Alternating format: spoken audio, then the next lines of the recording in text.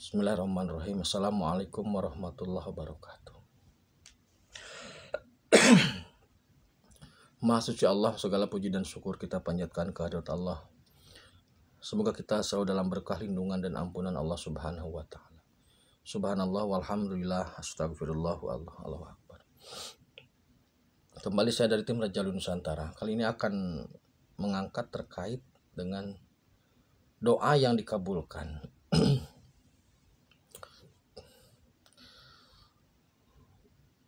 Sebenarnya Allah Subhanahu wa taala itu tahu apa yang dikehendaki makhluknya. Sebaliknya, makhluk itu kadang tidak tahu apa yang terbaik untuk dirinya. Maka untuk menjaga keharmonisian sistem sunatullah itu, maka harus ada permintaan dan supply, harus ada supply and demand atau demand supply. Ada permohonan, ada doa, kemudian ada kabul. Jadi supaya sistemnya berjalan seperti itu. Bukannya Allah tidak memahami apa yang kita butuhkan, tetapi jika kita tidak menginginkan, walaupun itu baik, kemudian diberikan, itu menjadi tidak bernilai. Sekali lagi, jika kita tidak menginginkan sesuatu, padahal sebenarnya itu baik bagi kita, kemudian Allah berikan. Tanpa kita minta, Allah berikan. Dan itu sebenarnya menurut Allah baik untuk kita. Tapi kita tidak menginginkan. Maka itu menjadi tidak bernilai untuk kita. Dalam pandangan manusia maksudnya. Karena begini, nilai suatu benda atau nilai sesuatu itu, baik itu benda ataupun jasa, itu nilainya relatif. Nilai suatu benda atau suatu jasa itu sangat tinggi ketika dibutuhkan. Terlepas dari masalah baik dan buruk, karena manusia itu kadang-kadang melihat sesuatu itu baik ataupun buruk itu sering bias ya. Jadi nilainya relatif. Kalau dibutuhkan, sangat dibutuhkan, itu sangat tinggi. Contohnya begini, di padang pasir atau di gurun, ketika kehabisan bekal, satu gelas air atau satu botol air itu lebih bernilai daripada segenggam berlian. Itu pasti itu. Tetapi ketika di toko berlian, satu galon air pun itu tidak ada nilainya dengan satu kerat berlian. Jadi air bisa menjadi bernilai saat dibutuhkan, dan berlian juga bisa bernilai pada saat tempat yang tepat gitu loh. Jadi kita memohon kepada Allah, nanti Allah yang menyeleksi apa yang terbaik untuk orang ini. Karena jika semua permohonan kita dikabul, itu berbahaya. Jadi kita ini meminta sesuatu atau meminta banyak hal itu, kadang-kadang, bukan kadang-kadang, seringnya kita meminta asal meminta tanpa mengetahui apakah ini baik untuk kita atau tidak baik. Pokoknya dikirim saja gitu loh. Pokoknya doanya minta saja. Kadang-kadang kita hanya amin, yang minta imam, yang melakukan permohonan imam. Tidak masalah sebenarnya. Tetapi Allah akan menyeleksi. Nah, sebelum Allah Subhanahu wa taala menyeleksi doa itu, yang harus kita pahami adalah apakah doa ini sampai atau tidak gitu. Itu harus ditelusuri sebenarnya. Jadi kita harus bisa melakukan cross check terhadap doa itu, apakah doa itu sampai atau tidak gitu. Jangan kita berdoa setiap hari, setiap waktu tapi tidak sampai. Kalau kita mengirimkan paket melalui kurir saat ini ya, untuk kecanggihan saat ini, itu kita bisa mengecek posisi barang kita itu di mana. Atau kita memesan belanja online, itu kita bisa mengecek apakah posisi barang kita sedang dikemas, atau sedang dalam perjalanan, atau sedang di mana, atau sudah nyampe agen. Itu bisa, dengan aplikasi bisa. Begitupun ketika kita ngirim barang, itu bisa dicek. Nah, doa pun harusnya dicek, itu sampai enggak.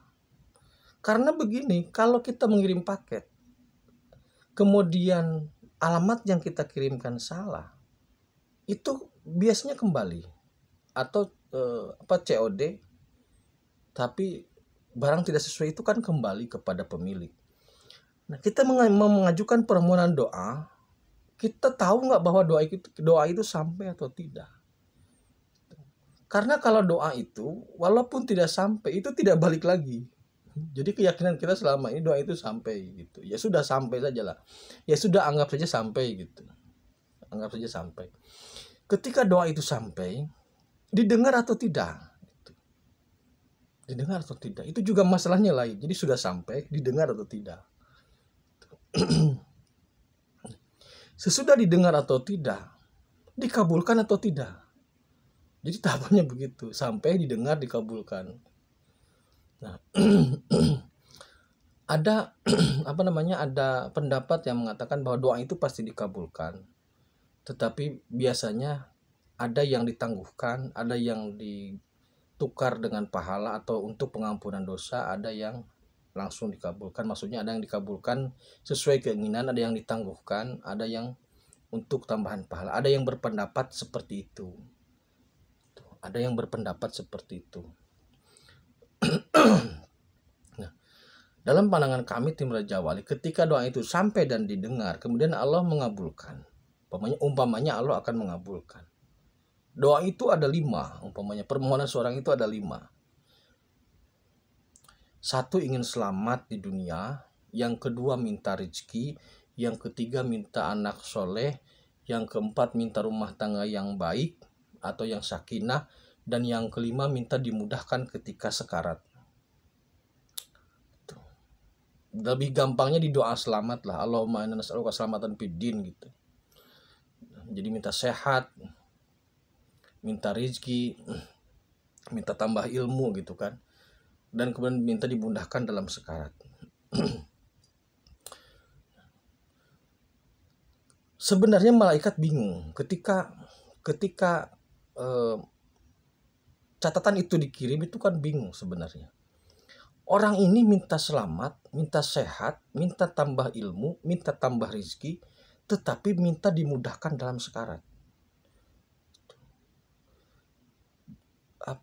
Kalau semua dikabulkan, hari itu dikasih rezeki, hari itu disehatkan, hari itu ditambah ilmu, tapi hari itu juga dimudahkan sekarat. Mau bagaimana coba?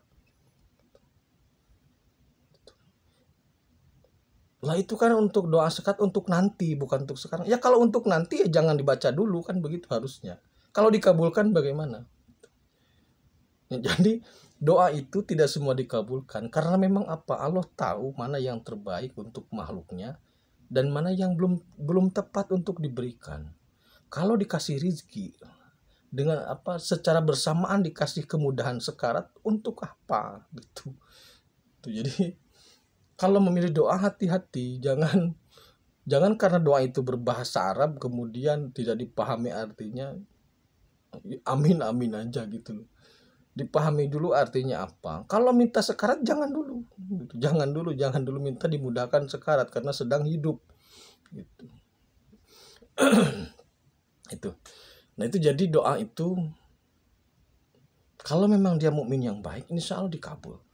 Kalau memang dia tidak dikabul, itu kenistaan sebenarnya. Kenistaan. Dan kemudian hati-hati juga begini. Hati-hati begini. Doa itu kadang-kadang diboyong oleh jin ke langit. Jadi dicaloin. Ada yang kayak gitu. Seumpama begini. Seumpama seseorang ingin kaya kemudian merapalkan. Membaca atau mewiridkan sebuah ayat atau ya bahasa tertentu lah, ayat tertentu atau ramalan tertentu atau amalan tertentu. Nah, karena memang urusan akhirat dibawa untuk dunia, kemudian jin membawa itu ke langit gitu loh, memohon kepada Allah, ya Allah ini ada orang yang menggunakan ayat untuk meminta keduniaan. Jadi dia membaca ayat surat ini sekian kali gitu, atau ayat ini sekian ribu kali. Terus bagaimana, kata Allah kan begitu. Ya Allah izinkan saya untuk membantu orang ini dalam mencapai usahanya. Kata Allah, emang orang itu tidak keberatan? Tidak, dia tidak keberatan. Memang maunya seperti itu. Terus apa yang kamu inginkan jin kan gitu. Ya saya minta pahalanya ya Allah. Oke kalau begitu, kalau orang itu tidak keberatan silahkan. Nah, ketika sudah begitu jin turun bantuin orang itu. Makanya ketika Anda berdoa,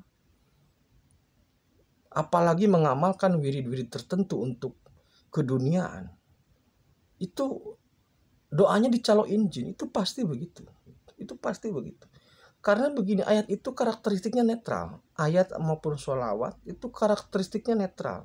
Tidak bisa digunakan untuk mencari pahala, untuk mencari harta. Untuk pencapaian aja tidak bisa.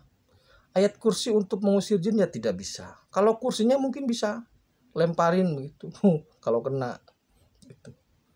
Jadi ayat itu karakteristiknya netral. Ketika ayat itu dijadikan sakral, sekali lagi, ayat atau ramalan atau amalan itu karakteristiknya netral. Seperti halnya pisau. Tapi kalau kemudian disakralkan, diyakini dapat menjadi sesuatu, maka doa itu diboyong ke langit oleh jin, kemudian Allah merestui jin yang membantu Anda untuk mensukseskan itu. Pasti begitu. Itu pasti begitu. Jadi jin membantu orang yang mengamalkan amalan tersebut untuk mencapai hajatnya, tapi sebagai konsekuensinya pahala orang itu diambil. Itu pasti begitu, real begitu. Karena jin itu karakteristiknya parasit. Dia membantu tapi mencuri pahala. Dia memperindah tapi dia menyerap energi. Gitu. Jadi selalu ada demand dan supply. Kita bermohon atau memohon kepada Allah. Hati-hati karena Allah itu biasanya tidak segampang mengabulkan permohonan, itu tidak segampang itu. Jadi kalau kita berdoa kemudian mendapatkan dengan mudah, itu harus hati-hati. Karena Allah tahu persis seseorang itu layak atau tidak untuk mendapatkan sesuatu. Pasti ada ujiannya, gitu. Pasti ada ujiannya. Dan jangan menjadikan hal-hal akhirat, hal-hal yang sebenarnya urusan akhirat diorientasikan ke dunia. Karena sekarang banyak sekali tokoh-tokoh tertentu yang merekomendasikan membaca ini supaya harta rezeki lancar. Itu kan urusan akhirat dijadikan untuk urusan dunia itu. Jadi diorientasikan ke dunia. Apakah itu salah? Sebenarnya tidak. Tapi mengkultuskan ayat, mensakralkan ayat untuk dijadikan doa untuk hal-hal duniawi, itu naif gitu loh. Karena memang bukan seperti itu. Kalau kita ingin kaya, deketin yang punya harta. Kalau kita ingin dunia, deketin yang punya dunia, gitu aja sebenarnya. Kalau kita ingin basah, ya deketin air. Kalau kita ingin menguasai dunia, deketin pemilik dunia. Itu saja sebenarnya. Demikian terkait doa. Jadi kita mudah-mudahan Allah memberikan kepada kita apa yang terbaik menurut Allah. Sehingga kita harus siap untuk menerima apapun yang Allah berikan. Demikian, terima kasih, tetap beriman dan beramal soleh. Assalamualaikum warahmatullahi wabarakatuh.